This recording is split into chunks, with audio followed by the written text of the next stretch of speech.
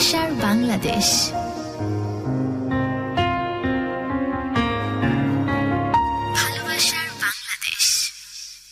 স্বাগতম সবাইকে ভালোবাসার বাংলাদেশে। একেবারে নতুন একটা দিনে শান্তু আপনার সাথে চলে আসলাম নতুন একটা এপিসোডে। আজকে ভালোবাসার বাংলাদেশের এই আয়োজনে আপনাদের সবাইকে স্বাগতম। যারা এই মুহূর্তে আমাদেরকে শুনতে পাচ্ছেন অন এয়ারে, তারা ঝটপট করে আমার সাথে জয়েন করতে পারেন, যুক্ত হতে পারেন।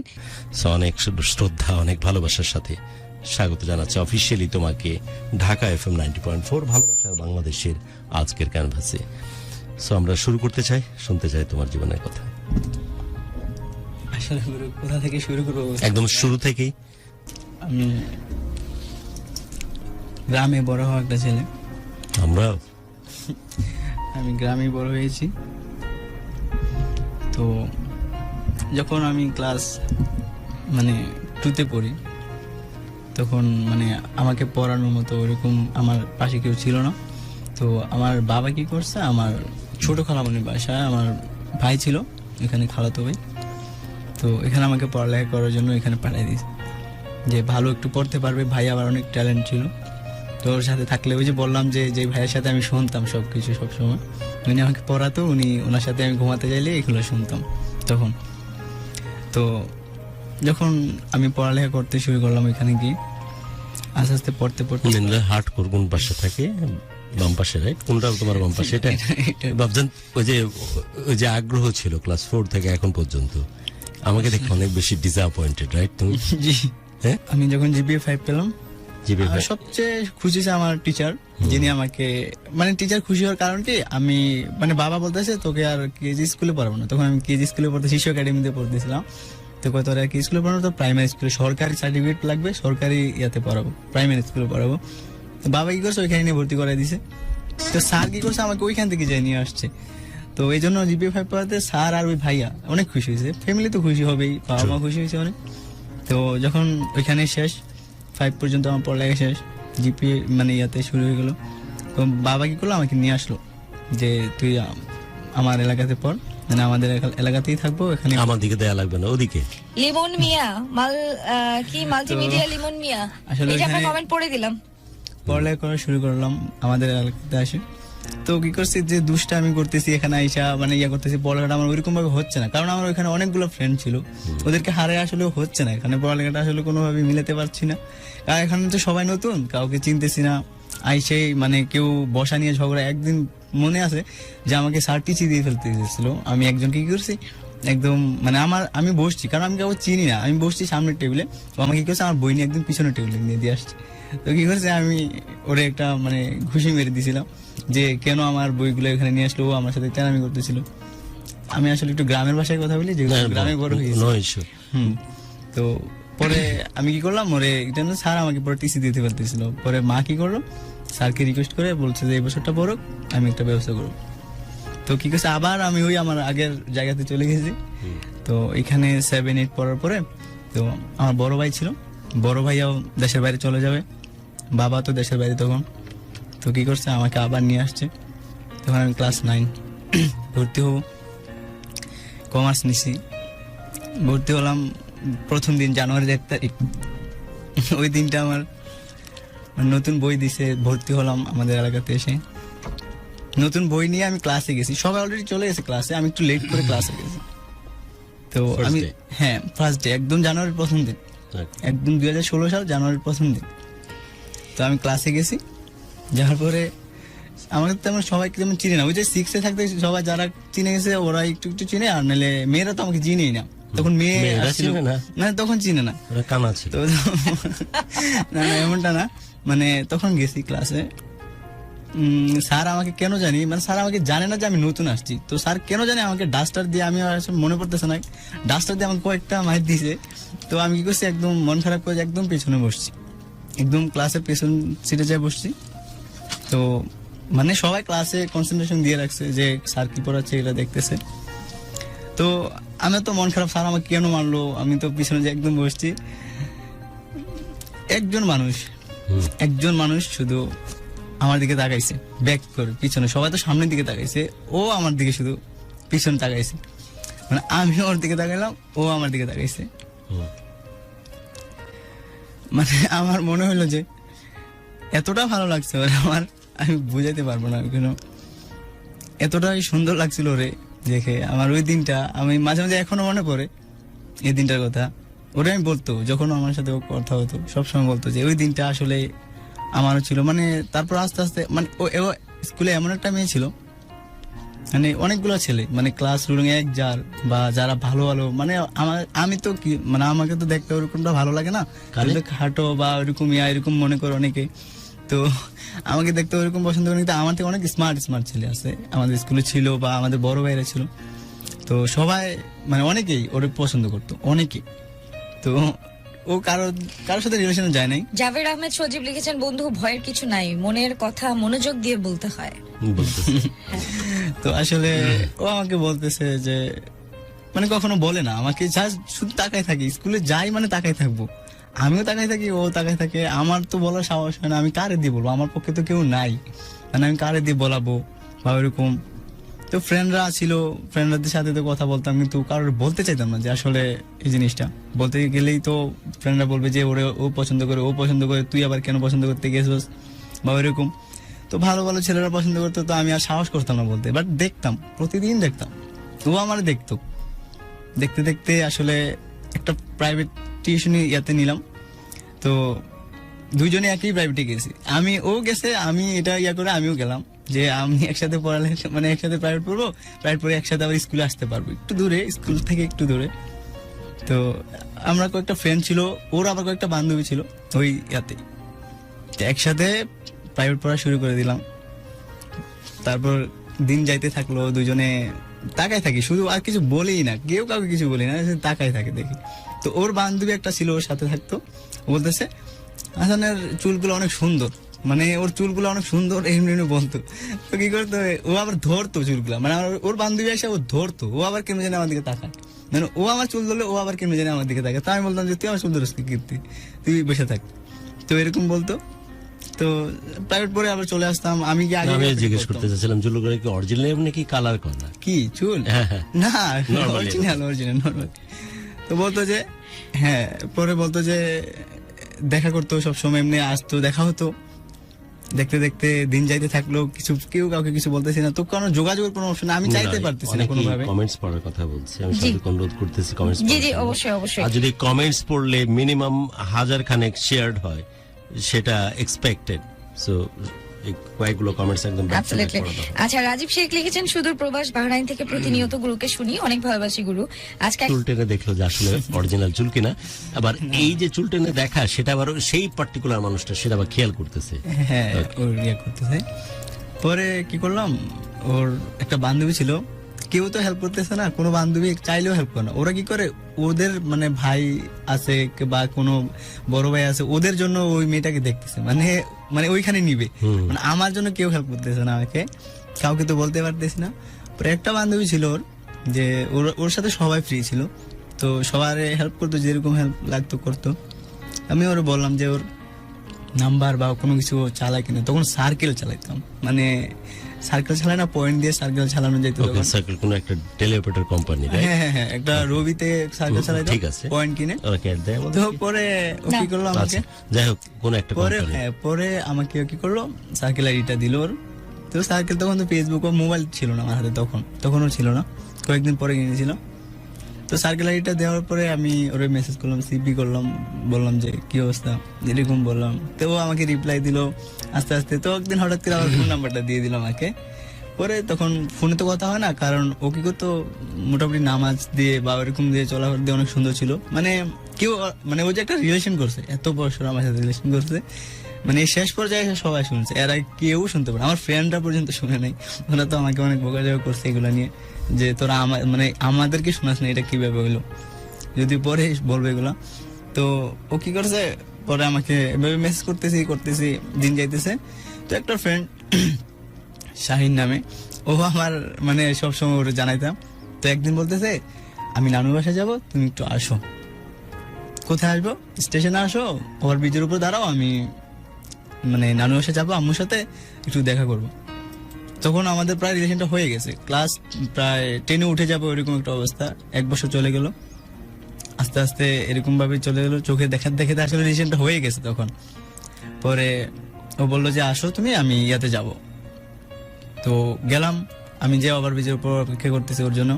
তো ও আসলো, আসার পরে বলতেছে যে মানে তুমি আইসো না, আম্মু দেখবে, তুমি উঠো না, গাড়িতে উঠো না। মানে ওর নানু বাসা, আমি তো ওর সাথে যাইতে পারতেছি না, আমি গাড়িতে উঠে পড়বো।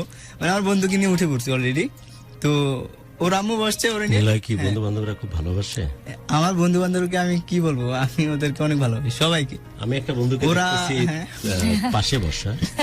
ভাই তুই যেভাবে কথা বলছিস, তোর যে এক্সপ্রেশন, একই এক্সপ্রেশন ওর চোখে মুখে। এও আমি সারা জীবন, নিলয়ের বন্ধুরা অনেক সাপোর্টিভ। সারা আমার জীবন সবগুলো বন্ধু আমি ভাইয়ের মতো দেখি একদম। আমার বন্ধুরা না থাকলে আজকে হয়তো আমার ফ্যামিলি আর আমার বন্ধুরা না থাকলে হয়তো আজকে আমার এই অবস্থা হেলাল নামের দেখতেন একটা না। ছেলে বলছিল যে মন খুলে হেলাল কথা অনেক বল। অনেক এক্সাইটেড, ও আমাকে মানে কি বলবো সাপোর্ট দিতে, সবাই সাপোর্ট দিতেছে। হেলাল এবং আমার এই জায়গাতে এই কথাটা বলার কারণ হচ্ছে যে আমি জীবনে কোনো প্রেম করতে চাইনি, পরিবার আত্মীয় স্বজন এগুলো ভাবিনি, শুধু ভাবছিলাম যে কোনো বন্ধু যদি ভালোবাসার কারণ হতে পারি। সো এই জায়গাতে নিলয় তুমি অনেক বেশি লাকি আমার কাছে। মানে আসলে কি বলবো গুরু, আমার যদি বন্ধুরা আর আমার ফ্যামিলি না থাকতো, গুরু আমার মনে হয় না যে নেওয়াজ আমাকে শরীফ এভাবে join করে দেখতে ফেলেছেন। পারতেন, এখানে এইভাবে দেখতে পারতেন না হয়তো, যদি আমার ফ্রেন্ডরা আর আমার ফ্যামিলি আমার পাশে না আসলে থাকতো। অনেক মনোযোগ দিয়ে যত্ন করে ওরা ভালোবাসে। কারণ আমি বহুক্ষণ দেখতেছিলাম যে একজন বন্ধুকে নিয়ে আসছে, অফিয়ারে আসছে, সে তোমার যখন এক্সপ্রেশন, একই এক্সপ্রেশন তার চোখে মুখে আজকে দেখতেছি। ডিপ্রেশন থেকে আমাকে তুলে আনছে ওরা, আল্লাহর রহমত ছিল ওকে, ওদের প্রতি। তারপর তো তারপর কি করলো, গাড়িতে উঠে বললাম সাগরকে, মানে শাহিনকে নিয়ে গাড়িতে উঠে পড়েছি। তো যাইতেছি পর ভাবলাম যে পরের স্টেশনে নেমে যাব।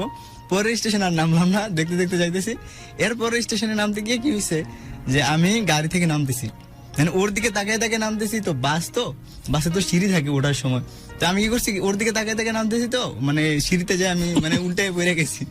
পরে ওর আম্মু বা ও দেখে আসতেছে, কয় এটা কি হইলো, পড়ে গেছে। তো ও পরিচয় দিচ্ছে যে এটা আমার ফ্রেন্ড লাগে এরকম। তো আমি পরে ওরে নিয়ে শাহিনকে নিয়ে চলে আসছি, ও তো চলে গেছে। পরে আস্তে আস্তে এমনি দিন যেতে যেতে ও কি করলো, মানে এসএসসি পরীক্ষার সময় হয়ে গেল, প্রায় চলে আসছে। আসলে ও তখন কি হচ্ছে, মানে ওর যে বান্ধবীরা ওর আমার থেকে দূরে নিয়ে চাইতেছে, মানে কোনো না অন্য কোনো ফ্রেন্ড, যেমন বান্ধবীর বড় ভাই, ওদেরকে আইনে পরিচয় করে সিরিয়ালে অনেকে আছে। হ্যাঁ, মানে এক একজনকে আনতেছে, যে ওর সাথে পরিচয় করে দিতেছে, ওর সাথে পরিচয় করে দিতেছে। আমার কাছে এগুলো অনেক বিরক্ত লাগতো। তো আমি বলতাম যে এগুলা কি, বা এরকম এগুলো তো কোনো কথা না, বা অনেক তোমার পিছনে কেন থাকবে ওরা, এরকম বলতাম। পরে আস্তে আস্তে কি করলো, পরীক্ষাটা দিলাম, এসএসসি পরীক্ষা দিলাম, ওর আম্মু ওরে নিয়ে যাইতো। পরে ও পরীক্ষা এক বিষয় ড্রপ হয়ে গেল, মানে গণিতে ড্রপ চলে গেল আর কি। আর ভাবলো আর যোগাযোগ আমার সাথে রাখলো না, যে ওর ফ্যামিলি অনেক চাপ দিছে যে তুই কেন ফেল করলি, এক বিষয় কেন তোর ফেল গেল। তো আর যোগাযোগে আমার সাথে অফ, একদমই অফ। নাম্বারটা আমরা একদম চেঞ্জ করে বলছে, মানে কোনো ইয়া নাই।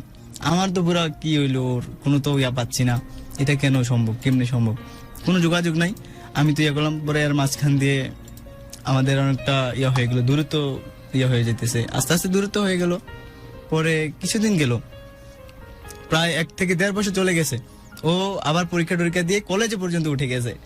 তখন আমি কি করলাম, একদিন হঠাৎ করে, মানে একদমই হঠাৎ করে আমি আমাদের ইউনিয়ন, মানে আমাদের যেটা ইউনিয়ন বলে, ওকে, আমাদের ইউনিয়নে আমি গেছি। আমার ছোট ভাইকে দেশের বাইরে পাঠাবো, তো একটা কাগজে প্রবলেম ছিল, আমি গেছি। তো ওরও জন্ম নিবন্ধন একটু প্রবলেম ছিল মনে হয়, তো ও গেছে, দুজনেই গেছি। মানে হঠাৎ করে আমি তো ওরে দেখলাম। 12টা বাজে এখন, হুম। আর 25 মিনিট থেকে সর্বোচ্চ 30 মিনিট শুনবো তোমার কথা। ওকে, সো মেন কথা, হ্যাঁ, মেইন চলে যাবো। নেওয়াজ শরীফ আমাদের সাথে জয়েন করেছেন, তারপরে মোবাইল নিয়ে লুকিয়ে লুকিয়ে দেখছেন আরো অনেকেই। হ্যাঁ, পরে ওর সাথে যখন আমার দেখা হলো, আমার পুরো শরীর ঘেমে একদম, মানে হঠাৎ করে ওর আমি দেখছি অনেকদিন পর, অনেকদিন পর, প্রায় কতদিন 1.5 পর? বছর হয়ে যাবে। কোথায়? মানে আমাদের ইউনিয়ন পরিষদে যখন আমি গেলাম, তখন আমি দেখে তো আমার পুরো শরীর ঘামে গেছে, একদম অবস্থা খারাপ। মানে ওরে দেখে তো হঠাৎ করে ও আমাকে ডাকলো কাছে, যেদিকে আসো। পরে ওর নাম্বারটা দিল আমাকে ফাইনালি আবার। তারপর আমি বলছি কোনো রিলেশনে আছে নাকি, পরে বলতেছে না কোনো রিলেশনই নাই, এভাবে আস্তে আস্তে। পরে আবার বললো, তো হঠাৎ করে একটা ছেলে বললো আমাকে, মানে কয়েকদিন পরে কথা বলতেছি, কয়েকদিন পরে তখনও রিলেশনে আবার নতুন করে যাইনি। পরে আবার আমি বলছি যে যেহেতু পৃথিবী যেহেতু গোল, আমাদের আবার দেখা হয়ে গেল, মানে এবার মনে হয় আমরা এক হয়ে যেতে পারবো। এর আগে যেহেতু একবার এসে পৃথিবী গোল দেখে হয়তো আবার দেখা হয়ে গেছে, তো এবার নইলে আমাদের এবার এক হয়ে যাবো দুজনে, এবার আর কেউ আটকাতে পারবে না। তো ও বলছে হ্যাঁ এটা একদম এবার আমরা এক হবই, যেভাবে হোক। তো এরকম বলতেছে। তো মাঝখানে একটা ছেলে আমার বলতেছে যে আমি রিলেশন করছিলাম, ওর সাথে কথা বলছিলাম। আমি বলছি ঠিক আছে, তুমি যদি একটা পিক ওর সাথে দেখাইতে পারো তোমার, আমি সত্যি আমি আর ওর সামনেও দাঁড়াবো না কখনো, তুমি দেখাও। তো আর দেখাইতে পারে নাই বা কোনো অপশনই দেখাইতে পারে রিয়া করতে পারেনি আমাকে। তো পরে যাক এগুলা গেল, আস্তে আস্তে ওর সাথে আমার রিলেশনটা এতটাই গেল, মানে আমি একটা বেকার ছেলে ছিলাম, লেখাপড়া করতেছি, ফ্যামিলি তো মধ্যবিত্ত ফ্যামিলি আমাদের, বাবা তো দেশে চলে আসছে, আমি একটা বেকার ছেলে। সবাই বলতো, এটা সবাই বলতো, ওর ফ্যামিলি বলতো যে আমি একটা বেকার অল্প ছেলে। অল্প বয়সে বেকারিত থাকবে। তো ও বলতো সব সময় যে একটা জব নেও, একটা সরকারি জব লাগবে ওর, মানে ওর ফ্যামিলিগত ভাবে একটা চাহিদা ছিল যে একটা সরকারি জব লাগবে। তো ওর কথা শুনে আমার এখন ওরে আমার আনতে হবে, আর আমার বাসা আনতে হবে, যে ফ্যামিলি যা যাইতেছে। আমি কি করছি, মানে আমাদের বাসার কাজটা তাড়াতাড়ি করাতে হবে, ওরে তো আনতে হবে, ওরে তো আমার ফ্যামিলিতে যেভাবে আনতে হবে, বাসার কাজটা করাতে হবে। বাসার কাজ মানে কি? মানে আমার নতুন বাড়ির বাথরুম। কাজ, আমাদের নতুন বাড়ির কাজ, আমরা পুরান বাড়ি ছেড়ে দিয়ে নতুন বাড়িতে আসবো। তো অর্ধেক কাজ হয়ে গেছিল তখন, পরে বাকি অর্ধেক কাজটা বাসায় একদম প্যারা দিছি যে আমার বাসার কাজটা আগে করাও। মনের মধ্যে তো নীলা তখন লাড্ডু ফুটতেছে না, যে হ্যাঁ, এই যে রুমে আমি থাকবে, ওরে আনতে অ্যাটাচ হবে। বাথরুম এটা হবে, হ্যাঁ? না এরকম ছিল আচ্ছা। চিন্তা ভাবনা, যে পরে মানে এতটাই ছিল যে আমি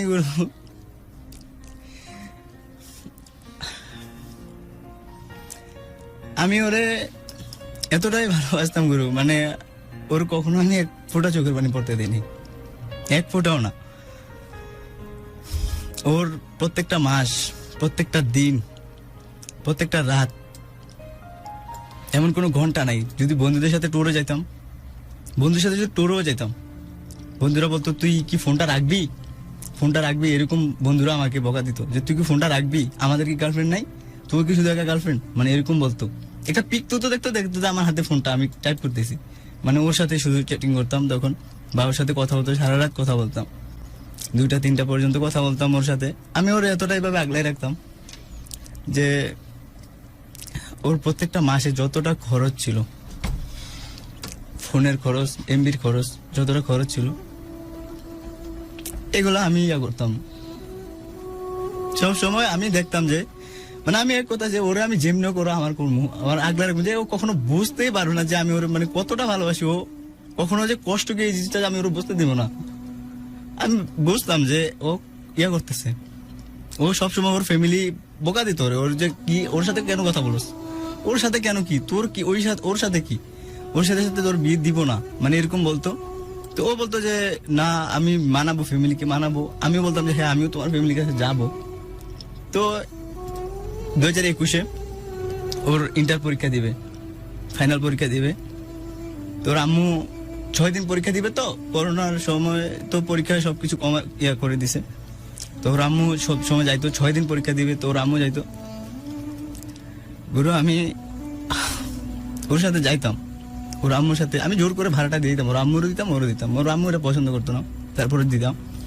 তো যখন ও পরীক্ষা হলে থাকতো 6 দিন, গুরু যতক্ষণ ও পরীক্ষা দিত ততক্ষণ ওর আম্মুরে আমি মানে হাতে ধইরা পায়ে পর্যন্ত ধরতে গেছি। ওর আম্মু বলতেছে কি করো এগুলো কি করতেছো, এগুলা কি, তুমি এগুলো কেন করতেছো? আমি তো দেওয়ার কেউ না, ওর বাবা আছে, সবাই আছে, নানা আছে, ওরা দিবে, ওরা এটা বলতো। আর এদিক দিয়ে ও বলতো যে না আমি মানাবো, আমি বলি সবাইকে। তো ও একটা কথা বলতো যে আমার সাথে তোমার রিলেশন তুমি কাউরে বলতে পারবে না, আমাকে সবসময় বলতো যে কাউরে বলতে পারবে না। আমিও বন্ধুদেরকেও বলি নাই, আমার বন্ধুদের জিজ্ঞেস করলে বুঝবেন যে কাউরে বলি নাই। সবাই পরে শুনছে, শোনার পরে আমাকে অনেক করছে যে তোরা আমাকে কেন তুই বলিস নি, এরকম। ওর মানে ওর বাসার পাশে এদিক দিয়ে একজন, ওই দিক দিয়ে একজন, 2জন আমার ফ্রেন্ড, মানে ওর বাসার পাশে, তারাও জানতো না। পরে একটা পর্যায়ে গেল, আমি ওরে বুঝাইতাম, সবসময় বুঝাইতাম, প্রত্যেকটা রাত, এমন কোনো রাত নাই। আমার বন্ধুরা বলতো যে আমরা উকিল ঠিক করে রাখছি, আমরা এটা ঠিক করেছি, তুই জাস্ট ওরে নিয়ে আয়, যে আমরা একসাথে মানে বিয়ে করে নেই, পরে ফ্যামিলি মানানো যাবে, এটা কোনো ব্যাপার না। তো এক সময় কি করছে, আমাদের সাথে তো আমার ক্লাসমেট ছিল, কিন্তু তো আমাদের টিচার, যিনি আমাদের স্কুলের সবচেয়ে গণিত টিচার ছিল, তো ও আবার ওর রিলেটিভ লাগে, উনি আবার ওনার মানে আমার যে ভালোবাসার মানুষটা ছিল ওর আবার রিলেটিভ লাগে। তো উনি কি করছে, ওনার কাছে একজন যাইতে বললো, ওনার মেয়ে বলছে যে আমার বাবার সাথে কথা বলো, আমার বাবাকে ওনারা অনেক মানে ওর ফ্যামিলি আমার বাবাকে অনেক মানে, তুমি আমার বাবার সাথে এসে কথা বললে হয়তো কিছু একটা লাভ হবে। তো আমি গেলাম, স্যারের সাথে যে কথা বললাম, প্রায় 1-1.5 ঘন্টা কথা বলছি। স্যার এরকম এরকম।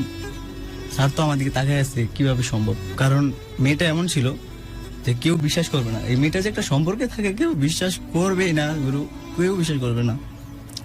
তো পরে গেল, আমি গেলাম যে স্যার এরকম, ও বলতেছে না না স্যারের কাছে কেন যাবা, স্যারের কাছে যাওয়া দরকার নাই, এরকম এরকম বলতো। তাই আমি বলছি না আমার যাইতে হবে, আমি তো স্যার, আমি তো যেভাবে হোক তোমাকে আনতে পারি। নিলয়, মাঝখানে এ পর্যন্ত আমরা অলরেডি ক্লিয়ার যে এখন চেষ্টা চলছে কিভাবে কনভিন্স করা যায়। হ্যাঁ। তোমার ওই ভালোবাসার মানুষের বর্ণনা একটু দিবা মানে কি তোমার বলবো, দৃষ্টিতে? অনেক অনেক একদম ডিটেলে বলতে পারবে, আর এটলিস্ট 2-3 মিনিট ধরে বলো তোমার চোখে কেমন ছিল। আমার চোখে বললে তো এর চেয়ে সুন্দর আমার কাছে আর কোনো বাংলাদেশে কোনো মেয়ে ছিল না আমার মনে হয়। মানে আমার চোখে আর কোনো সুন্দর মেয়ে ছিল না ওর থেকে। একটু ডিটেল করো কি কারণে তোমার এত বেশি সেটা অনেক মায়াবী ছিল, অনেক মায়া লাগতো আমার কাছে, এতটাই মায়া লাগতো আমি বলতাম যে আমার মায়ের পরে যদি কোনো মেয়ে আমার জীবনে আগে থেকে ভালোবাসা ওইসব দিক থেকে শুধু তুমি, আর কেউ না। এতটাই ভালোবাসছি আমি ওরে। আমি বলছি যে কখনো যদি আমি এইটার কথা বলতাম, এই 90.4 এর কথা আমি অনেক বলতাম ওরে, যে আমি এগুলো শুনতাম, ওরে শোনাইতাম। তো বলতো যে আমি বলছি যে আমি যদি তোমাকে পাই আমি তোমাকে ওইখানে নিয়ে যাব, তোমাকে নিয়ে এই গল্পটা যে বলবো, আমাদের ভালোবাসার গল্পটা আমি তোমাকে বলবো। অনেক মজা করতাম ওর সাথে, বলতাম যে না, চেষ্টা চলতেছে তোমার তাকে কনভিন্স করার, তার বাবা হ্যাঁ। বা সবাইকে। তারপর সবাইকে বলতেছি, বলার পরে আস্তে আস্তে দিনগুলো যাইতে থাকলো। ওর ফ্যামিলি তখন ওর বাবা শুনে নাই, ওর বাবা কিন্তু খুবই মানে এলাকায় দিয়ে খুব রাগী মানুষ, একটা অনেক রাগী, ওই বাড়ি দিয়ে খুব রাগী মানুষ। তো ফাইনালি আমার ভাইয়া দেশের বাইরে থেকে আসলো। এখন আম্মুকে আমি পাঠালাম যে আম্মু তুমি একটু যাও। আম্মু খুব পছন্দ করতো ওর, আম্মুর কাছে সব সময় ওর কথা বলতো, আম্মু ও তো এরকম 5 ওয়াক্ত নামাজ পড়ে সব সময় করে, তুমি কিভাবে বর্ণনা দিতে? আম্মু এরকম, ও এরকম করে, ও ভালো অনেক, ওরে সবাই ভালো মানে বলে আর কি, ওর বাড়ি দিয়ে এলাকা দিয়ে সবাই ভালো বলে, ও কিন্তু অনেক ভালো। কেউ জানতো না যে রিলেশনে আছে, কেউ বিশ্বাস করতে পারতেছে না যে একটা এরকম রিলেশন আছে, কেউ বিশ্বাসই করতে পারতেছে না। তো বলতেছে যে আম্মু, আমি বলতেছি যে আম্মু যাও একটু, মানে আম্মু তো কবে যাবে এরকম, তো ভাইয়া আসছে দেশে, তো এখন একটু যাওয়ার সময় হয়েছে, তো যাবে। তো ভাইয়া যেদিন আসছে এর পরের দিনই আম্মু চলে গেছে। তো যাইয়া আমি বলছি যে আমার আম্মু আসবে, তুমি তোমার ফ্যামিলিকে বলে রাখো বা এরকম। তো আমার আম্মু গেল,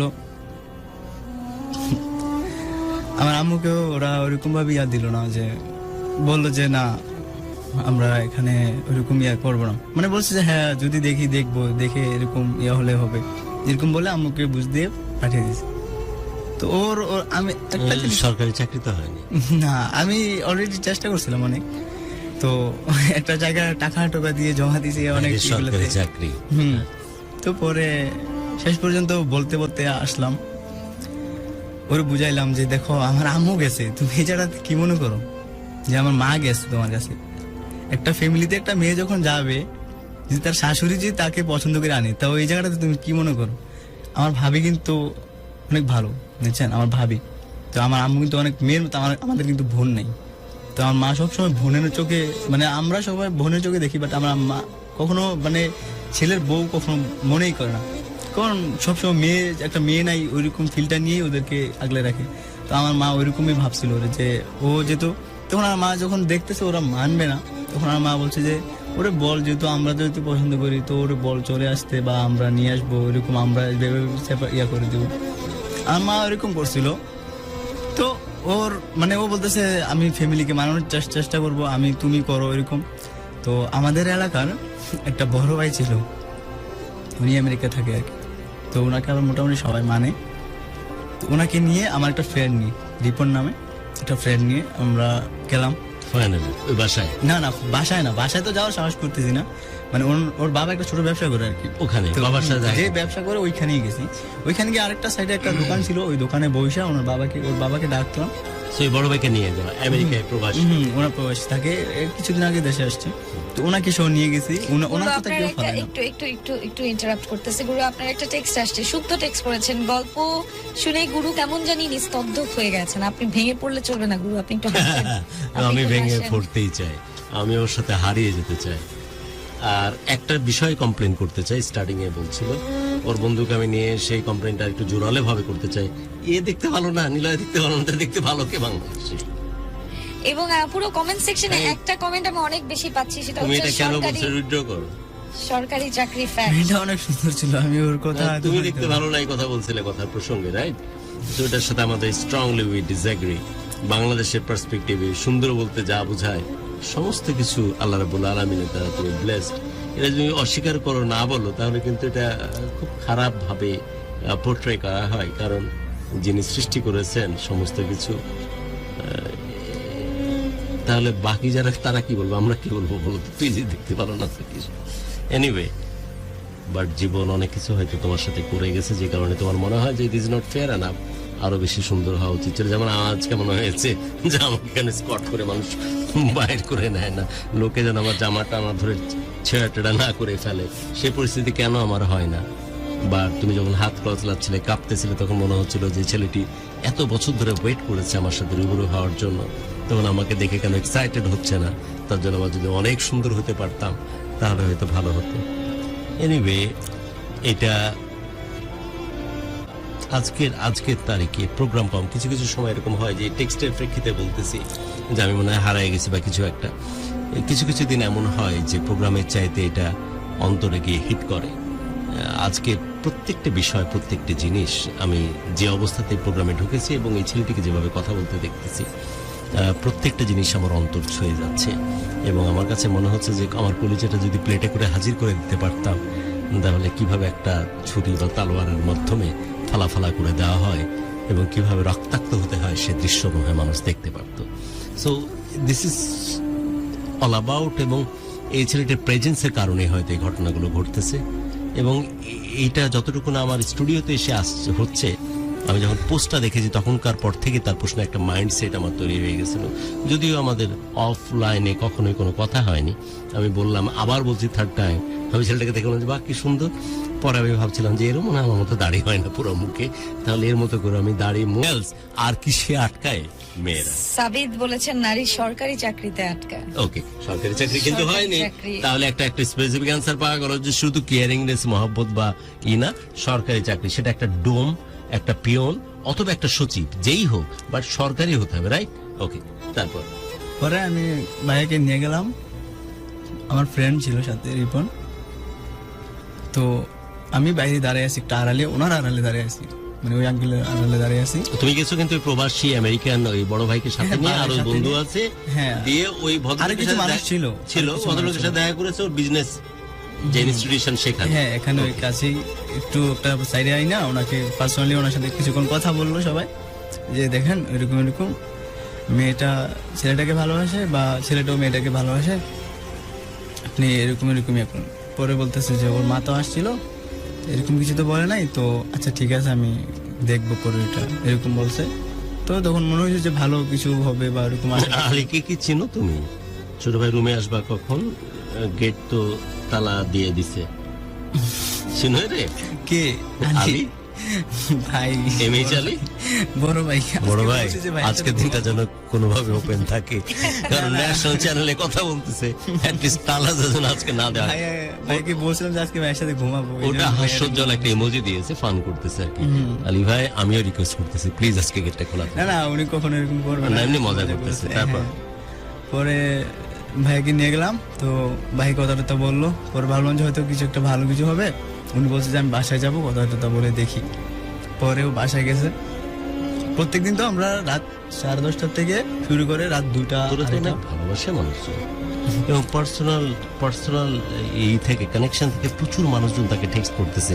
ওই টেক্সটের পর পরে আমি আমার বলেছিল আজকে আমার সাথে, কত ভালো। পরে ও নিউ মার্কেট গেছে, তো পরে বললো যে আমি ইয়ে করবো। এটা কপাল রে নিলয়, আমরা তো বহু জীবনে শুধু চাইছিলাম বন্ধুত্ব, যেটা মানুষ নিজের প্রয়োজনে নিজে পৃথিবীতে সে তৈরি করে নেয়। আপনি জানেন আমি কিন্তু এখনো মানে হাত পা ধরতে গেলে কাঁপতেছে এরকম, কিন্তু আমার বন্ধুরা আমাকে ফোন করে একটার পর একটা বলতেছে কোনো নার্ভাস হওয়া যাবে না, একদম সুন্দর করে কথা বলবি। আমি কখনো মাইকও কিন্তু ধরি না, মানে মাইক ধরেও যে কথা বলবো ওই সাহসটা কখনো করি আবির না। হাসান সোহাগ লিখেছেন, সাধ্য থাকলে বন্ধু নিলয়কে ওই মেয়েটাকে কিনে এনে দিতাম। হ্যাঁ, ওই বন্ধু বলছিল কে তুই শুধু মেয়েটাকে নিয়ে আয়, 6 মাস তোরে কিভাবে রাখবো এটা আমার দায়িত্ব, 6 মাস থেকে 1 বছর তুই কিভাবে তার রাখবো এটা আমার দায়িত্ব। ও আমার বন্ধুটা বলছিল তোর মানে টাকা আপনার লাগবে, অবস্থা দেখে? হ্যাঁ তোর টাকা লাগবে, তোর থাকার জায়গা লাগবে, তোর এগুলো আমি দেবো।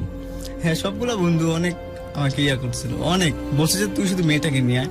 অনেক সবাই একদম সবাই বলছিল যে তুই শুধু আন, যেহেতু ওরা আমার অবস্থা দেখছে আমি পাগলের মতো প্রায় হয়ে গেছিলাম, পরে আমাকে দেখে ওকে নিলয়, আমি চাই বাকি যে সময়টুকু খুব অল্প সময় আছে, আমি হ্যাঁ, হ্যাঁ, আমি দিয়েছিলাম বলে 25 মিনিট সময়, করে বলতেছি। যেহেতু মাঝখানে আমরা 2-4 মিনিট খেয়েছি, তো সেই কারণে আর 10 to 15 মিনিট সময় দিচ্ছি। হ্যাঁ, বাট skip এই করে সময়টাতে, এই 10 থেকে 15 মিনিট সময়টাতে এক্স্যাক্টলি যে অবস্থাতে তুমি আছো একদম নিজেকে সেভাবে উপস্থাপন করো, কোনো নিজেকে কন্ট্রোল করার দরকার নাই।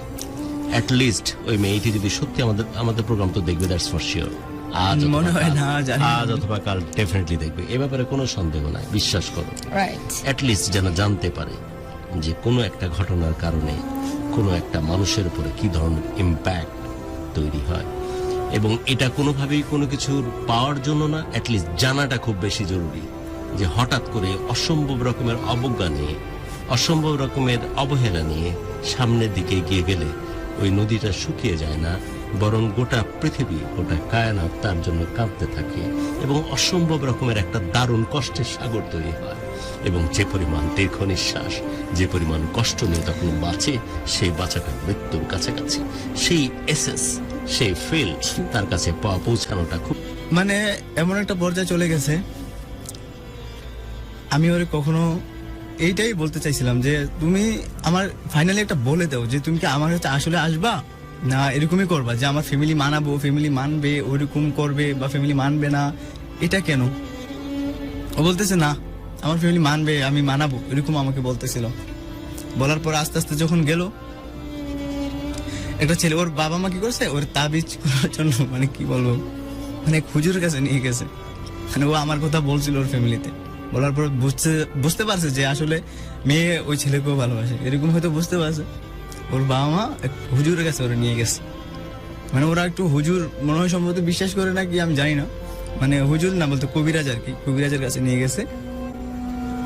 নিয়ে ওরে ওই দিনে আনছে, ওই দিন নাকি একটা ফোন আসছে যে ওই একটা বিয়ে আসবে। হ্যাঁ ওই বিয়ে আসবে, ওই দিনই ফোনটা আসছে। তো ওই দিন দেখতে আসছে, সন্ধ্যাবেলায় দেখতে আসছে। আসার পরে ছেলেটা একটা প্রশাসনিক ইয়াতে জব করে, সরকারি জব, সরকারি ধরা গেলে এখানে। তো তো সরকারি তো হয়নি, আমার তো হয় নাই। এই সরকার কাদের? এটা আর কি বলবো। পরে ওর ফ্যামিলিকে সরকারি পাইছে না, মানে বলতেছে, তো ও আমাকে আগে বলে নাই যে আসলে আমি কিছু কথা পরে বলবো এগুলা, তো কি আসলে ব্যাকগ্রাউন্ডটা কি ছিল আমি পরে একটু বলতেছি। তো বলতেছে যে একটা ছেলে দেখতে আসবে আজকে, এরকম এরকম। তো আমি কেন দেখতে আসবে, তুমি বলো নাই কিছু, এর আগে একটা বিয়ে এরকম হলো। পরে বলতেছে না দেখতে আসবে। তো ছেলে পছন্দ করছে, ওরে জিজ্ঞেসও করছে বারবার, ওরে সবার সামনে জিজ্ঞেস করছে যে তোমার রিলেশন আছে? ওই না আমার কোনো রিলেশন নেই। মানে এই কথাগুলো শোনার পরে আমি আর ওরে কি বলবো, আমার ফ্যামিলি জানে যে আমার অবস্থাটা কি ছিল আমার ফ্যামিলিতে। পরে এভাবে যাইতে যাইতে বিয়ে এক সপ্তাহ, মানে ওরা যাবে, ওর ফ্যামিলি যাবে। ফ্যামিলি যাওয়ার পরে মানে বিয়ে কনফার্ম হয়ে গেল যে আর সামনের সপ্তাহে ওর বিয়ে। বিষয়টা শোনার পরে আমার সামনের সপ্তাহে ওর বিয়ে, আমারও অনার্সের ফার্স্ট ইয়ার পরীক্ষা। মানে আমার পরীক্ষাটা আর ওর বিয়ে পুরো 1-2 দিন ব্যবধান হয়ে গেছে।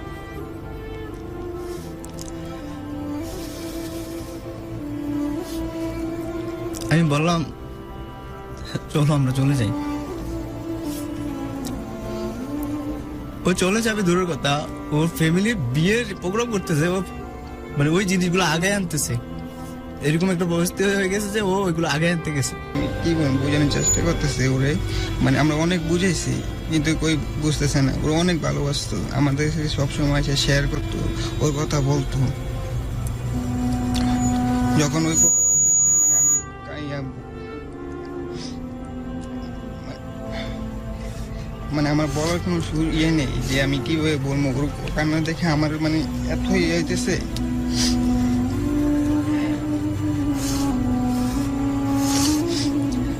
একটাই কথা বলবো, মানে কারো লাইফে যখন মানে এই সময় না আসুক,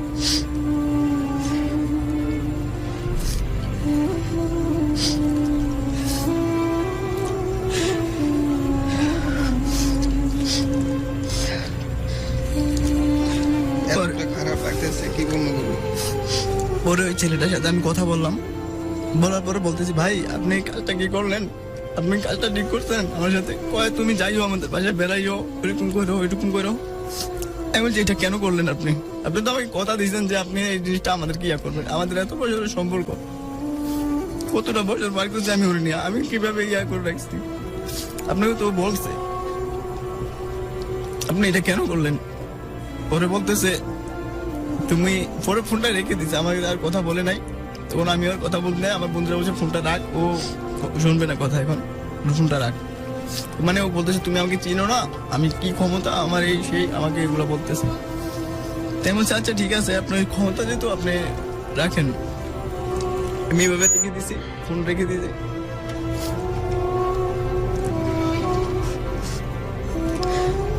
পরে যে মানুষটা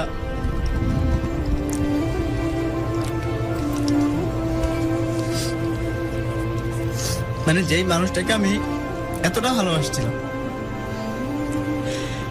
এক সপ্তাহ যায় না কিন্তু আর যখন বলতেছে যে আমি তোমার কাছে ফিরে আসতে চাই, তোকে যেন কন্ট্রোল রাখতে পারে সেজন্য, সেটা আবার বিশ্বাসও করতেছিস, রাইট?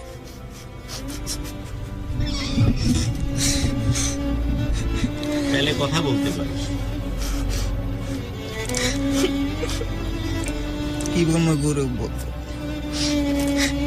পরে আমি যখন বিশ্বাস করছি ওর কথা, আমি বিশ্বাস করে নিছি। পরে ও কি করছে, বিশ্বাসও করছিস?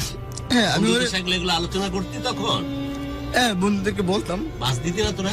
বিশেষ করে আমরা বলতাম ওরে অনেক, বলতি কানাকানি করিস না, আমরা আসি পাশে, দেখ ওই যে তোরে- পাশে আসিস কেন পুতু টাইপ? আমি বলছি যে একটা মেয়ে ওকে ছেড়ে চলে গেছে, 3 গুণ আগ্রহ নিয়ে সরকারি চাকরিজীবীর বুকের মধ্যে ঝাঁপায় পড়ছে। আবার ওই যে বলতেছে যে ওর দেয়া গিফট, ওই চুরি, ফিতা, লেস, ও আবার জেমসের গানে চলে যাচ্ছি, এগুলো নিয়ে ঝাঁপায় পড়তেছে। আবার ও বলতেছে তোর কাছে ফিরে আসবে, বিশ্বাস করতেছে। তোরা বন্ধুরা যে বাঁশ দেয় কোনাতে নিয়ে যায়, তখন দিসনি নাকি? বলছিস যে তখনও পুতু পুতু করতেছিস? আমার এটা শুনতে চাচ্ছি। ফ্রেন্ডদের একটা বাঁশ আছে না, দিসনি তখন? আমি তোকে বলতেছি। ও তখনও মায়াই না, তখন ও টাকা থাকতো তো ও না। বেশি টাকা করতে পারতো না। মানে আমি ঢাকা ছিলাম তো, ওই যখন আসতো ঢাকাতে তো আমার কাছে শেয়ার করতো। আচ্ছা যাই হোক, ও বলতেছে কিভাবে সান্ত্বনা দিচ্ছে তোকে যে তোমার কাছে আবার আমি আসবো আসবো। ইয়ে করে। পরে আমি বিশ্বাস করতাম, আমার সাথে বিশ্বাস কদিন পর পর করছিস, বাহ। আমাকে বলতো তুমি, আমরা তো হুজুরের কাছে যাইতাম বা এই গভীরাজের কাছে যাইতাম, তুমি যাও। কেন, আমি কবিরাজ- তুমি রাজি থাকলে কেন হুজুরের কাছে যাইতে হবে? তুমি যদি আমাকে চাও কেন হুজুরের কাছে যাইতে হবে? আর তুমি যদি আমার কাছে আসতে চাও, তাহলে তুমি কেন ওই ছেলের সাথে ভিডিও করবা, ছবি তুলবা? তুমি তো আমার সাথে, আমি তোমার ভিডিও করতে দেই না। আমার তো কথা ছিল যে তোমার আমি পাইলে আমি পর্দা করে আমি ইয়ে করো। তুমি কেন এখন টিকটক করো, এটা করো, এটা করো?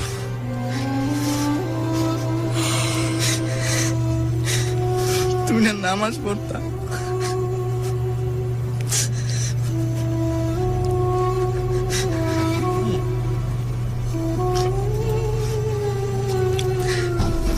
তো আমি কানাডার প্রাইম মিনিস্টার, প্রেসিডেন্ট, ট্রুডোকে কি বলা হয়? কানাডার প্রেসিডেন্ট, প্রেসিডেন্ট তো ও পাগলা হয়ে যেত আসলে মানুষ কিসে আটকায়।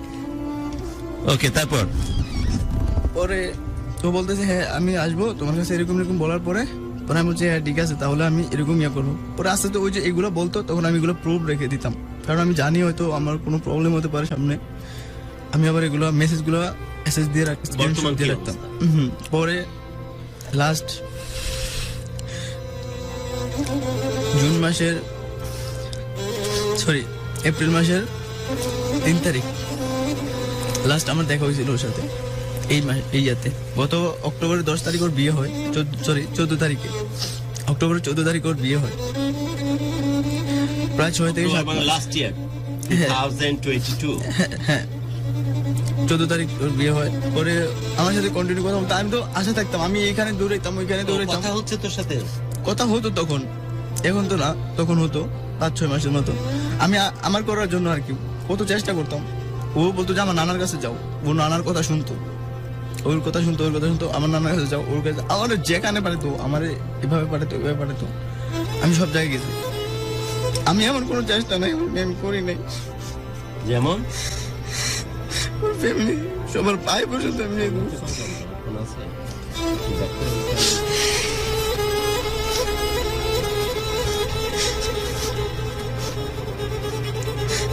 আমার 2টা মিনিট ওর সাথে কথা বলাই দিবেন।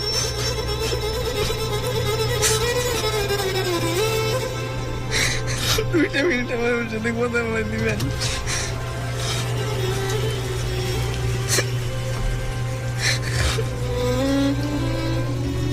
ওরা সংসার করতেছে আরেকজনের ঘরে। আমি ওরা আসতে বলবো না, তো কিছু বলবো না। ও ভালো থাকুক, আমি কিচ্ছু বলবো না তোরে। ও ভালো থাকুক, ও ভালো থাকুক, অনেক ভালো থাকুক। আমি দোয়া করবো ওর জন্য। শুধু 2টা মিনিট আমার সাথে কথা বলাইতে, লাস্ট 2টা মিনিট। ফোন নাই, বলো।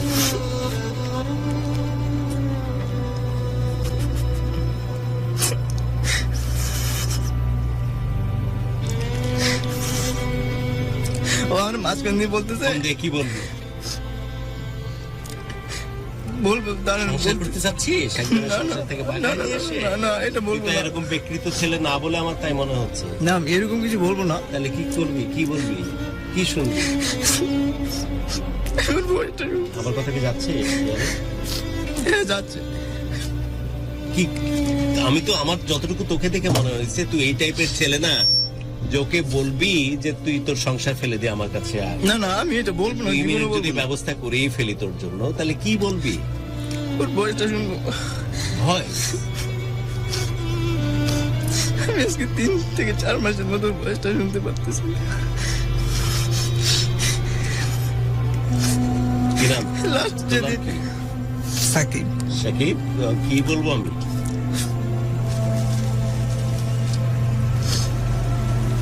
তুই বুঝা বন্ধুর সবচেয়ে বড় কাউন্সিলর, তুই বুঝা কি বলা উচিত এই জায়গাতে। আমি ওভারনাইট হঠাৎ 10 মিনিটের গল্প শুনে তো পরামর্শ কি দেবো, তার চাইতে তোরা ওর হৃদয়ের যে রক্তক্ষরণ, ওর যে কান্নাকাটি, ওর যে কষ্ট আরো ভালোবেসে বেশি বুঝিস। আমি এটাও বিশ্বাস করি এর মতো স্মার্ট একটা ছেলে, এর মতো পার্সোনালিটি সম্পন্ন একটা ছেলে ডেফিনেটলি কারো ঘর ভেঙে নিজের ঘর বাঁধতে চায় না। বাট ওর মনের মধ্যে, ব্রেনের মধ্যে আটকে আছে মেয়েটি, তাই কণ্ঠস্বর শুনতে চায়। কিভাবে বোঝাবে ওরে? কি বলবো গুরু, ওই তো মানে এতটা ভালোবাসি ওরে, কি বলবো, মানে জাস্ট একটু কথা বলবে, জাস্ট মানে মনের ইয়াটা একটু মানে ইয়া করবে। মিটবে নাকি বাড়বে? অবশ্যই পারবে, জাস্ট একটু মানে তখন কি মন হবে? শান্ত না। আর বাড়লে তখন কি করবে? দাঁড়ায় থাকবে বাড়ির সামনে? কখনো না। এটা কি সমাধান? কথার ব্যবস্থা করা যেতেই পারে, বা অন্য কিছু হতে পারে। তাহলে কি সমাধান হবে নাকি ওর প্রতি আরো ফ্যাসিনেশন, ওর প্রতি ইন্টেন্সিটি আরো বাড়বে? তোর কি মনে হয় বন্ধু হিসাবে? গুরু, ও যদি আমার তো হয় পারবে। তখন কি করবো আমরা? ও আমাকে ভালোবাসুক আর না বাসুক, আমি তো বাসছিলাম, আমি তো শিলংয়ের বাসছিলাম। দিকে বাংলাদেশে তো ভেঙে পালাবো না, যেহেতু সরকারি চাকরিজীবী, ও তো আমাদেরকে চেঞ্জ করবে। কি করবো আমরা? আমি তো বাসছিলাম গুরু, ও বাসে না বাসুক আমি তো জানি না, কিন্তু আমি তো বাসছিলাম ওরে। আমি তো ওর চাইছিলাম, আমার ফ্যামিলিকেও চাইছিল ওরে। গুরু জানেন, আমি যখন শেষ 5 মিনিট কথা বল।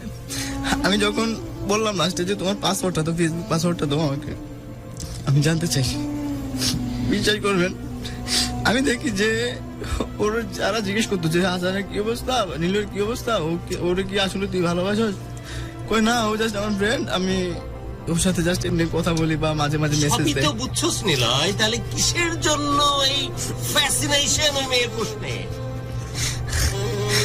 আমার একটু বুঝা, যাকে তুই এত শ্রদ্ধা করিস ক্লাস 4 থেকে নাকি বয়েজের সাথে তোর প্রীতি, আমার একটু শিখা বোঝা, এত ফ্যাসিনেশন কিসের?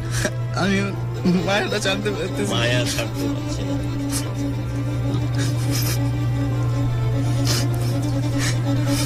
মায়া ছাড়তে পারছে না।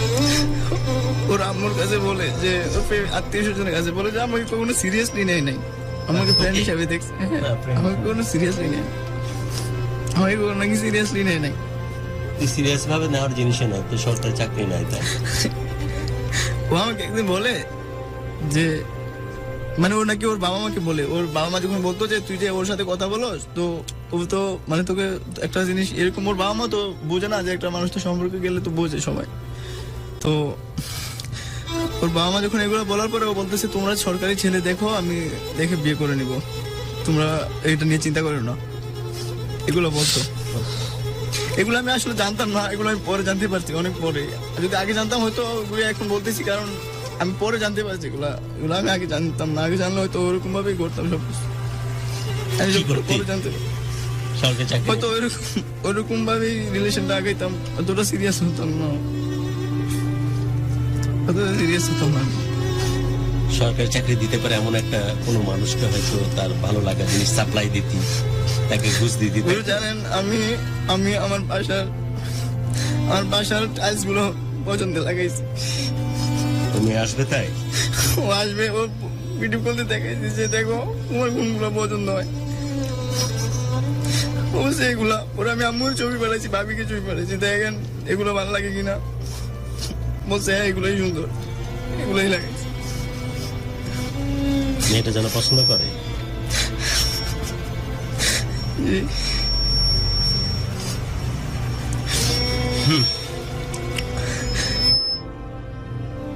অনুষ্ঠানের শেষের দিকে আমরা অনুষ্ঠান শেষ করবো। আমরা যেহেতু ফোন কল নিতে পারছি না, আপনি যে 2 মিনিট কিছু বলতে চেয়েছিলেন সেই 2 মিনিট বলতে পারেন। আর হাতে সময় নেই, হয়তো আর কখনোই আপনার বলা হবে না। ও যেদিন আমাকে লাস্ট আমাকে মেসেজটা দিছিল, যে বলছে যে আমি আচ্ছা ঠিক আছে তোমাকে একটু পরে কল দিচ্ছি বা মেসেজ দিচ্ছি, তুমি অপেক্ষা করো। আচ্ছা ঠিক আছে অপেক্ষা করি। তখন একটু ঝামেলা গেছিল আমার, মানে ওর ফ্যামিলি জানতে পারছে যে বিয়ের পরও আমাদের কন্ট্যাক্ট চলতেছে। তো আমার বাবা আমাকে মারছিল যে তুই কেন কন্ট্যাক্ট রাখছিস এরকম। আমার মা অনেক কান্নাকাটি করেছে যে মেয়েটার আমি এত ইয়ে করলাম আমার অবস্থা থেকে। তো আমার একদিন বলতেছে যে আমি তোমাদের দুজনের ইয়াতে আমি রাগে আমি চলে যাবো একদিন, মানে আমাকে বলতেছে। তা আমি তো আরো আমার খারাপ লাগতেছে যে ও কেন এগুলো বলবে। আমি বলছি তোমাকে আমি নিয়ে দিয়ে আসবো, তোমার খালামনি বাসা নিয়ে আমি তোমাকে দিয়ে আসবো, তুমি কিছু উল্টাপাল্টা কিছু করো না বা একা যাও না। আমি তো ওর বিশ্বাস করতাম এরকম, কিন্তু আসলে ও এরকম ছিল না। ও ওই দিন ওই ছেলের সাথে বাইক দিয়ে ঘুরতেছে, ওই দিনই বাইক দিয়ে ঘুরে সোনারগাঁও গেছে, মানে এমন এমন পিক তুলছে যেগুলো আমি কখনো- রিসোর্ট এগুলো এক্সপ্লোর করতেছে ওই দিনই। সোনারগাঁও ঘুরতেছে, বিভিন্ন জায়গায় তারপরে তোর বোধে ঢুকে না। মানে এমন পিক তুলতেছে যে আমি কল্পনা করি নাই কোনোদিন যে এই মানুষটা এরকম কারো pic বুকে তুলবে। এভাবে ঘষাঘষি করবে, তাই তো? মানে আমি কল্পনা করি নাই যে এগুলো আমি কখনো তোলার চেষ্টা করি নাই যে ওই পিক তুলবে। তুই তুলতে চেষ্টা করিস, তুই অপবিত্র হয়ে যাবে এরকম ভাবছিস, তাই তো? আমি কখনো এই করি নাই যে, মানে অপবিত্রের জন্য না, আসলে রিলেশন তো আরাম, আমি জানি, কিন্তু আমি আড়াল করার জন্য অনেক চেষ্টা করছি, অনেক তরুণের চেষ্টা করছি। বিয়ের দিন বলছি যে তুমি জুতাটিও পরতে হইব না, তুমি যদি বাইরে আসো। আমার বন্ধুরা সবাই পয়েন্টে পয়েন্টে দাঁড়াই ছিল যে আমরা হেল্প করবো, ওটা শুধু একটু বা দিয়ে একটু ঘরের পিছনে আসতে পারবো। ও আসে নাই, ও আসে নাই। বলছিলাম আমার বড় ভাই, আমি একদিন ওরে ভালো, একদিন আমি কি করছি, আমার ভাইয়া কিন্তু আমার অনেক মেন্টালি সাপোর্ট দেয়। আমার বড় ভাই, আপন বড় ভাই, ভাইয়াকে আমি বলছি ভাইয়া তুমি একটু হাত ছাড়ো। আসলে ওর নামটা তো বলাই নাই, ওর নামটা ছিল হাফসা, কার না? ওর নামটা ছিল হাফসা। আমি তোর ভালোবাসা মানুষের নাম জানতে চাচ্ছি না, তো আর ভাইয়া বলতেছে কোনোভাবেই নামটা জানতে চাই না, নাম জানানোর এখতিয়ারও আমাদের নাই। এবং তো আসলে- সেম টাইম সেই কথাটা বলে রাখি যে আমরা যেহেতু এটা একটা প্রাইভেসি অ্যাক্টের মধ্যে পড়ে, আমরা কোনোভাবেই বোথ পার্টির কমিউনিকেশন তথ্য আমরা নিতে চাই। ইভেন আমরা এটাও চাই যে যেটা আমরা আমাদের কাছে কোনো লাইং ডিটেক্টিং মেশিন নাই যে আমরা ধরতে পারবো যে নিলয় যে কথাগুলো বললো সেই কথাগুলো সঠিক নাকি বেঠিক। এই ধরনের ক্ষমতা বা এই ধরনের ক্যাপাবিলিটি ইনভেস্টিগেটিভ জার্নালিজম বলতে যা বোঝায় সেই জিনিসগুলো আমাদের কন্ট্রোলের মধ্যে নাই।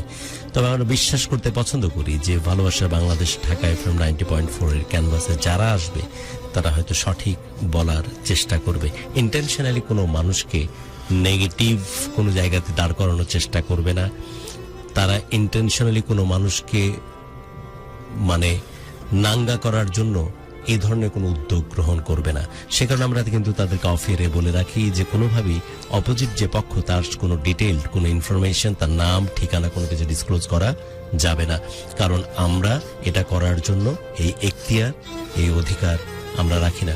এট দ্য সেম টাইম যাকে নিয়ে কথা বলা হচ্ছে আড়ালে বাপডালে যদিও এই কথাটা যদি ডিসক্লোজ করেও থাকে, আমরা অনুরোধ করতেছি সেই পক্ষ যেন অবশ্যই যদি তার নিজের কথা বলতে চায় তারা যেন স্টুডিওতে আসে এবং তারা নিজেদের পক্ষ অবলম্বন করতেই পারে। বাট অফ এয়ারে আমরা প্রায়শই বিভিন্নভাবে কাউন্সিলিং করি আমাদের গেস্টকে, কোনোভাবেই যে পক্ষকে নিয়ে কথা বলা হচ্ছে সে পক্ষের যেন কোনো নাম, তার ঠিকানা, কোনো ডিটেইলড ইনফরমেশন সে যেন এখান থেকে কনভে না করে। এটা বলার উদ্দেশ্য একটাই যে সে যে তথ্যগুলো দিচ্ছে সেটা কতটুকু সত্য, কাহাতক সত্য, সেই জিনিসগুলো আমাদের কন্ট্রোলের মধ্যে নাই। সো কোনো কারণ ছাড়া একজন মানুষকে বিতর্কিত করার এখতিয়ারও কিন্তু সেই মানুষটি নাই, সেজন্য আমরা বলতে নিষেধ করি। তারপরে যদি কোনো কারণে জ্ঞাত বা অজ্ঞাত সারে গেস্ট সেই তথ্য দিয়ে বসে, সেটার জন্য এই রেসপন্সিবিলিটি এক্স্যাক্টলি ওই গেস্টের, যেটার জন্য আমরা এবং ঢাকা FM 90.4 এর রেসপন্সিবল কর্তৃপক্ষ কেউ কোনোভাবে দায়ী না। অ্যাট দ্য সেম টাইম আমাদের এটা চাওয়া থাকে যে আমরা যেন এই তথ্যটা কোনোভাবে না নিয়ে আসতে পারি। আর যদি অপোজিট পক্ষ যাকে নিয়ে কথা বলা হচ্ছে সে যদি কথা বলতে চায়, ডেফিনেটলি আমাদের সাথে কমিউনিকেট করবে, একদম প্রায়োরিটি বেসিস তাকে আমরা নেক্সট প্রোগ্রামে নিয়ে আসবো এবং তার কথা বলার সুযোগ করে দিব। ফার্দার যে ইনফরমেশন দিয়ে রাখলাম ফর ইয়োর ইনফরমেশন নিলয়, আমরা চাচ্ছি না যে সেই তার রিলেটেড কোনো ইনফরমেশন যেন এখানে ডিসক্লোজ না করা হয়।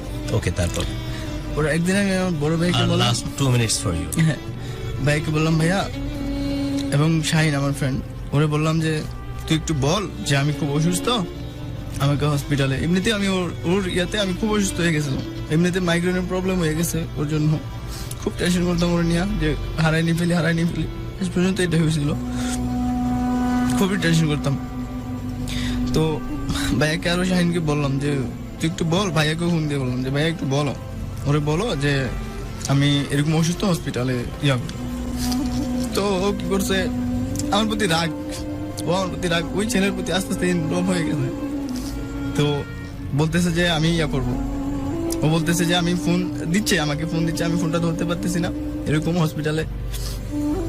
Last 1 minute. হ্যাঁ, হসপিটালে ধরতে পারতেছি না। ওকে, লাস্ট 1 মিনিট। পরে ধরতে পারতেছি না। ও কি করছে ওই দিন, মানে আমি অসুস্থ হসপিটালে ইয়া করার পরেও ওই দিন ওই ছেলে নিয়ে ও প্রোফাইল দেয়, তারপর জ্বরে ধরে।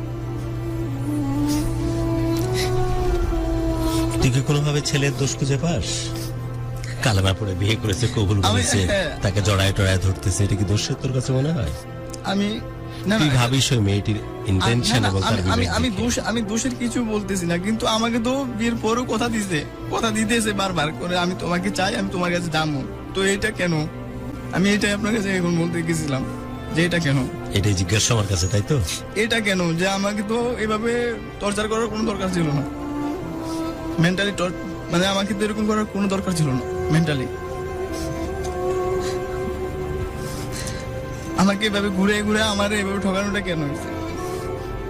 শেষ মুহূর্তে কিছু বলার আছে সে মেয়েটিকে?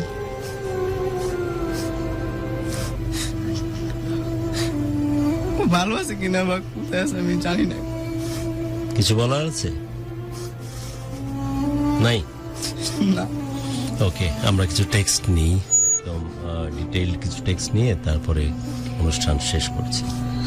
আয়ান বিপ্লব লিখেছেন, ভাই ভালো থেকো, আর ওই মেয়ের কথা ভেবো না, নিজেকে শক্ত করো। নিলয়, যা হারিয়েছো সামনেই তোমার কাছে আরো ভালো কিছু আছে।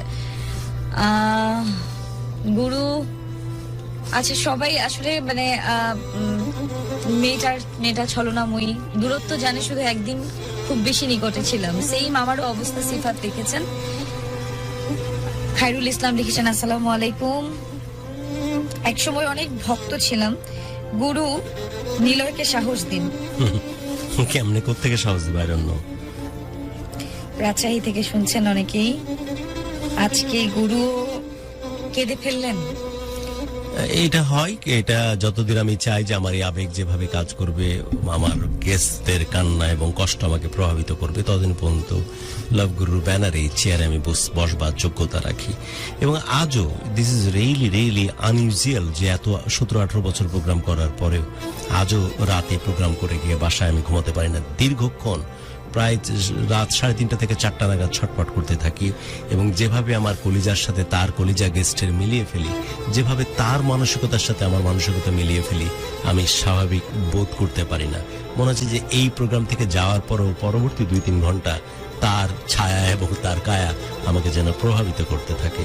সো এটা আমি পজিটিভলি নিই, কারণ এই কারণেই হয়তো এই লাভ গুরুর চেয়ারে আমি বসবার যোগ্যতা রাখি, যাদের ইমোশন আমি ফলো করতেছি, তার কষ্ট, তার দুঃখ, তার দীর্ঘ নিঃশ্বাস আমাকে সমানভাবে প্রভাবিত করতেছে। ভাইজিদ আমাদেরকে লিখেছেন, বন্ধু গেছে তো কি হয়েছে, আমরা সব বন্ধুরা আছি তোর পাশে। রামপুরা থেকে আছেন আমাদের সাথে। একজন লিখেছেন, সেই গভর্নমেন্ট জবওয়ালা যদি কিছুদিন পর উপরওয়ালার ডাকে চলে যায় তাহলে মেয়েটি কি করবে? আমরা না চাই, আমরা কারণ না ওই চাই না, ছেলেটি- আমি ওই চাই ছেলেটি না। কোনোভাবে এটার ভালো জন্য থাকুক। দোষী না।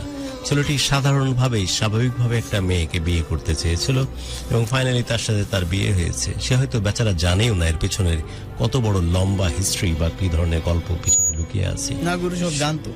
জেনে শুনে বিয়ে করেছে। আচ্ছা যাই হোক, তারপর আমি কোনোভাবেই ওই ছেলেকে রেসপন্সিবল মনে করি না।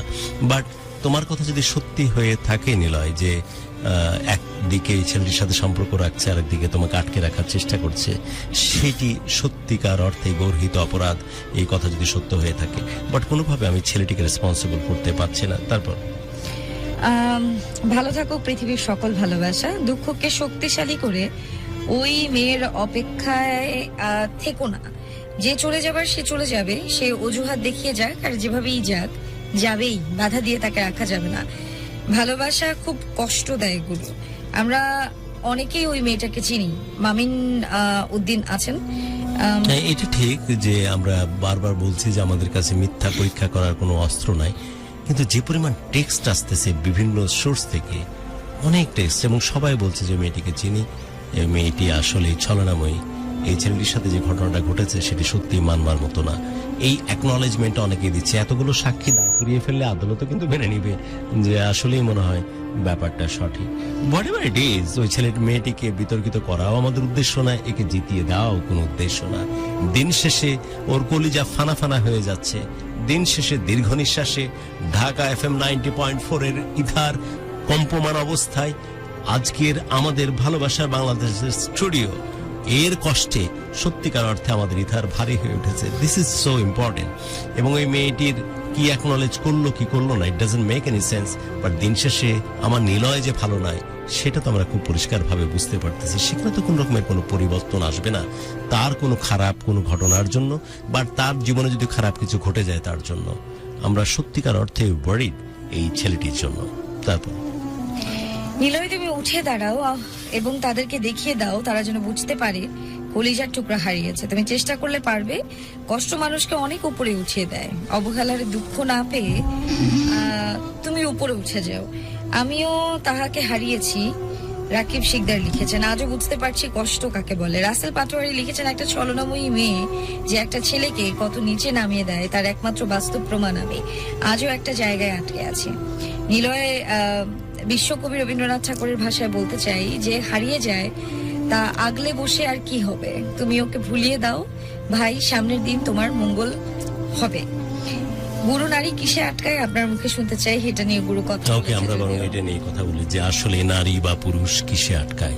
এক্স্যাক্টলি এটার সত্যিকার অ্যান্সার কার কাছে জানা আছে আমার জানা নেই। বাট অনেকেই টেক্সট দিচ্ছিলে, আমি যখন তোমাদের কাছে টেক্সট আহ্বান করেছিলে, কেউ বলছিলে যে সরকারি চাকুরি আর হয়তো এই ধরনের কেয়ারিংনেসে আটকায়, কেউ বলছিলে যে না, যার মনে যা ফাল দেয় তাতে আটকায়। এরকম ধরনের অনেকগুলো টেক্সট ব্যাক টু ব্যাক আসছিল। আমি এটা কিন্তু একদম সার্বজনীন কোয়েশ্চেন ছিল যে আসলে মানুষ কিসে আটকায়, ছেলে বা মেয়ে আমি মেনশন করিনি। তাতে করে সবাই এই ধরনের অ্যান্সার দেওয়ার চেষ্টা করতেছিল যে মেজরিটি এরকমই বলতেছিল যে আসলেই যাদের ক্যাপাবিলিটি আছে, সামর্থ্য আছে, ক্ষমতা আছে, সেখানে মেয়ে আটকায়। এবং একটা ফানি ওয়েতে একজন অ্যান্সার দিয়েছে যেটা আমার কাছে সবচেয়ে লোভনীয় এবং পছন্দকর মনে হয়েছে। সেটা হচ্ছে যে কারো মাথায় টাক থাকলে আর ভুঁড়ি থাকলে মেয়েরা তার সাথে আটকায়। কারণ এটা বলতে তারা সুগার ড্যাডিকে মিন করেছে। কারণ যারা অসম্ভব রকমের পয়সা করে ইনকাম করতে গিয়ে বা প্রতিষ্ঠান ইনকাম করতে গিয়ে শরীরের দিকে যত্ন নিতে পারে না এবং নিজের বেশি স্ট্রেসের কারণে চুল ফেলে পড়ে যায়, তারাই সাধারণত মেয়েদেরকে আটকানোর জন্য ক্ষমতাবান হিসাবে থাকে। এটা অ্যাকচুয়ালি ইন আদার সেন্স রূপক অর্থে বলেছে হয়তো যে ভুড়ি আর টাক মাথা, বাট সত্যিকার অর্থে দেখা যায় যে মানুষগুলো সাকসেসফুল পয়সা করে দিক দিয়ে বা প্রভাব প্রতিপত্তির দিক দিয়ে, সেই কারণে মেয়েরা ওখানে আটকায়। So what ever it is, but আমার কাছে শুধু এটা মনে হয়েছে যে নিলয়ের মতো ছেলে, নিলয়কে আমি স্ক্রিনেও দেখছি, অনেকগুলো আমাদের guest back to back last 2টা গেস্টদেরকে আমি যখন দেখছিলাম, ওরা স্টারডামের মতো সেলিব্রিটি টাইপ, ওদের ক্যামেরা প্রেজেন্স ওইভাবে অ্যাকুরেটলি ফুটে উঠছিল না, কিন্তু ক্যামেরা তো আমি দেখতেছি যে ছেলেটির যে প্রেজেন্স সেটা সত্যিকার অর্থে যেমনটা ফুটে ওঠার কথা তেমনভাবে ফুটে উঠেছে। তাই আমি ফোন কলটা নিতে চাচ্ছিলাম, সামহাও আমাদের নেটওয়ার্কিং প্রবলেমের জন্য ফোন কলটা নিতে পারছিলাম না। আমি শুধু একটা ছোট্ট কোয়েশ্চেন করতাম যে ছেলেটির প্রেমে কে কে পড়তে চাও। আমার মনে হয় যে অনেকগুলো ফোন আমি পাইতাম এবং তখন জানান দেওয়ার চেষ্টা করতাম এই ছেলেটিকে যে তুই হয়তো ভাবতেছিস যে জীবন এখানেই শেষ হয়ে গেছে, যে মেয়েটিকে ভালোবেসেছিস খুব আর্লি এজ থেকে এবং যে মেয়েটির ভালোবাসা পাওয়ার জন্য পাগল হয়েছিস প্রতি মুহূর্তে, এবং ছোটবেলা থেকে যখন আস্তে আস্তে করে তোর এই প্রেম, তোর এই ভালোবাসা এই মেয়েটির প্রশ্নে বাড়তে শুরু করেছে। আমি সহ তোর বন্ধুরাও কিন্তু সাথে সাথে মনে হচ্ছে গ্রো করতেছিলাম, তোর সাথে আমরা ফ্লো করতেছিলাম। বহুবার এমন হয়েছে তোর চোখের পানির কারণে, যেমন ভাবে এই চোখের পানি প্রভাবিত করেছে তোর বন্ধুকে, আমি এতেশাম অল্প সময়ের পরিচয় তোর সাথে আমার মধ্যেও প্রভাবিত করেছি।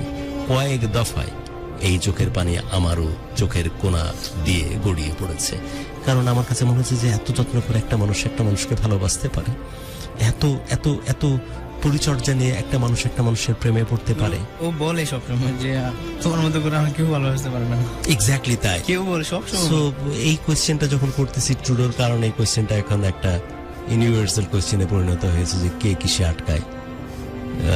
অনেকে বলতে দিচ্ছে স্পেশালি যে মেয়েরা নাকি কিউরিংনেস ভালোবাসে আটকায়।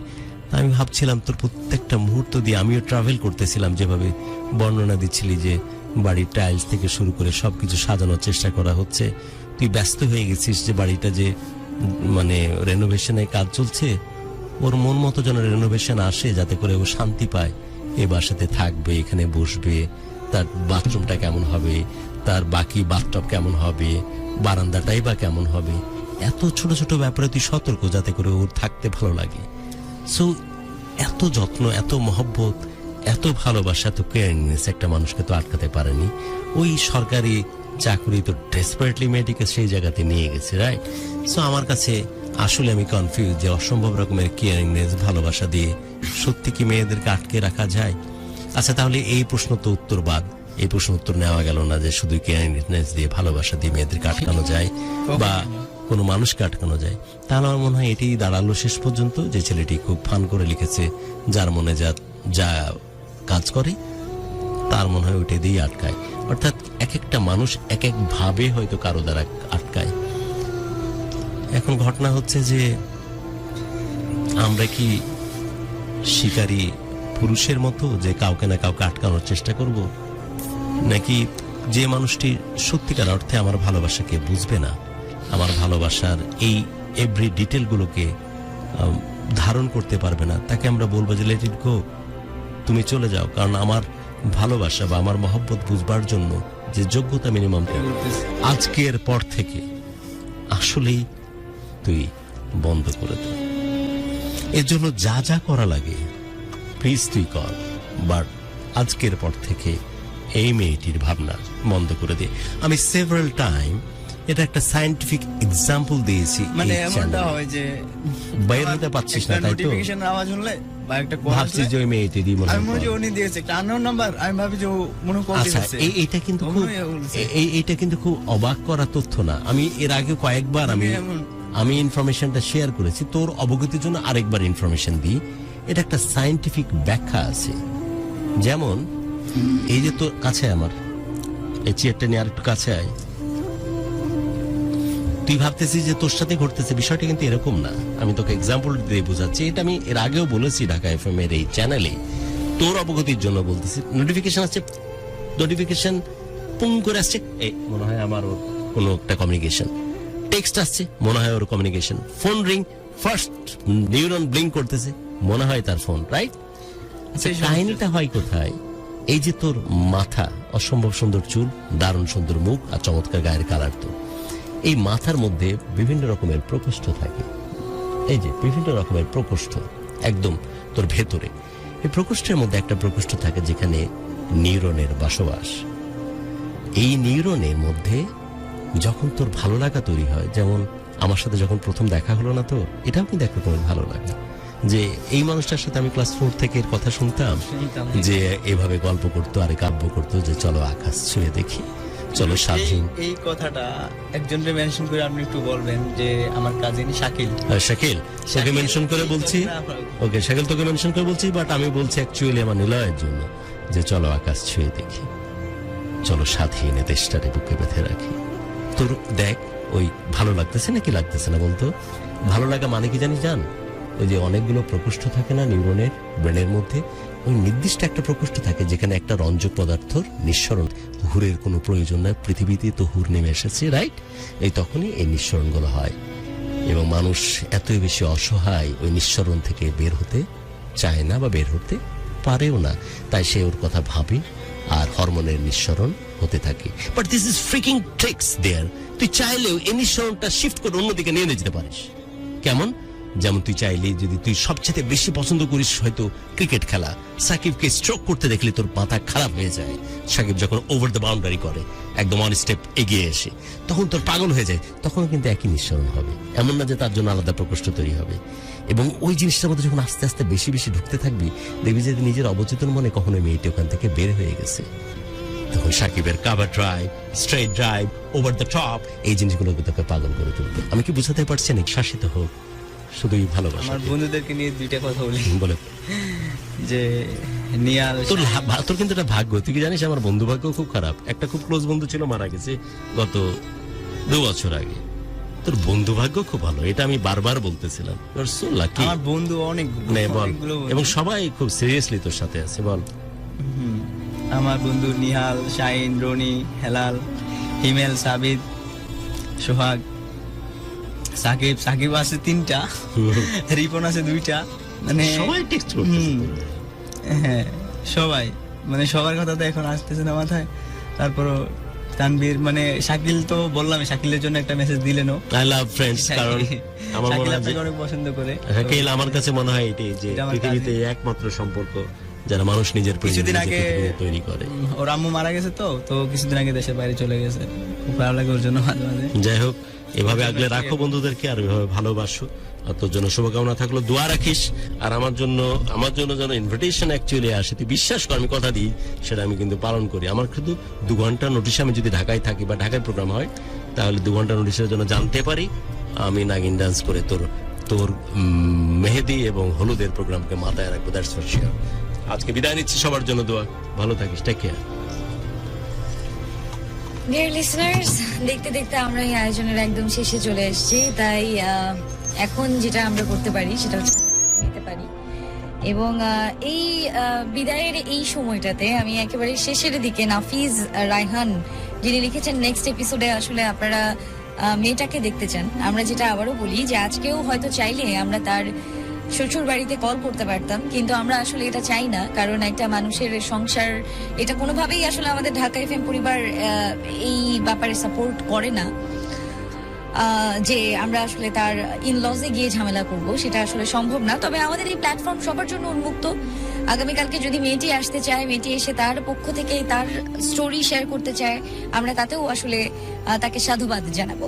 সবাই আসলে অনেক বেশি ওয়েলকাম আমাদের এই প্ল্যাটফর্মে আসার জন্য। এবং আপনারা যারা আছেন, যারা গল্প বলতে চান, শোয়ের মাঝখানে অনেকেই অনেক কমেন্ট করেন, আসলে সবার কমেন্টে রিপ্লাই দেওয়া যায় না, রিপ্লাই দেওয়া হয় না। তো এই জন্য বলতে চাচ্ছি যে আপনারা যারা আছেন আমাদের এই প্ল্যাটফর্মে আসতে চান, তা অবশ্যই আমাদেরকে গল্পটা লিখে পাঠাবেন আমাদের হোয়াটসঅ্যাপ নাম্বারে 01841904904। এই হচ্ছে নাম্বার। আজকের পুরো আয়োজনে অনেক বন্ধুরা এত সুন্দর করে নিলয়কে সাপোর্ট দিচ্ছিলেন, আমার দেখে আসলে মন জুড়িয়ে যাচ্ছিল। আজকে এই পুরো আয়োজনের একটা সময়ে নিলয়ের কান্না আসলে আমাকেও কাঁদিয়ে গেছে, আমিও কেঁদে ফেলেছিলাম। এবং এই প্রথম না, এর আগে অসংখ্যবার মানুষের কষ্ট আমাকে কষ্ট দিয়েছে, মানুষের ব্যথায় আমি ব্যথিত হয়েছে। এবং এটাই বোধহয় মনুষ্যত্ব, এটাই বোধহয় মানুষ। তো আজকের এই পুরো আয়োজনটি যদি আপনার ভালো লেগে যায়, আপনি শেয়ার করে নিতে পারেন বন্ধুদের সাথে, অবশ্যই শেয়ার করে নেবেন এবং নিলয়ের জন্য অনেক অনেক শুভকামনা জানাবেন। আজকের মতো আমি শান্তু বিদায় নিচ্ছি আপনাদের সবার কাছ থেকে, ভালোবাসার বাংলাদেশ থেকে। ইনশাল্লাহ নেক্সট এপিসোডে আপনার সাথে দেখা হয়ে যাবে, আপনাদের সাথে দেখা হয়ে যাবে। সবাইকে শুভরাত্রি।